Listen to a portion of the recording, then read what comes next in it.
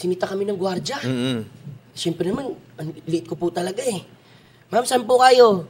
Magli-Little Big Star kami. Kasi alam namin, pinatawag kami. Nanay ko rin talaga, maboka yun. Kaya wala naman pinatawag kami. Madiskarte. Oo, madiskarte yun. Hindi, may nagtawag sa amin, mag-audition si anak ko. Ay, wala na. Tapos na yung audition. Nakapag-audition ba kayo? Ay, hindi pwede. Tsaka itong baka pa. So, hindi. Kumbaga, dinadaot na tao nung may sabihan. Kapag wala pa siya tiwala sa akin. So ako, hindi ko pa alam. Si mama lang naman may pag-usap. Hanggang yung nanay ko, na kayo natin maniwala nito, kanta mo. So yun, kinantahan ko yung gwardya. So ibig sabihin, nag-audition ako, simula pa lang, sa gwardya muna. Anyway, sabi niya, sige ha.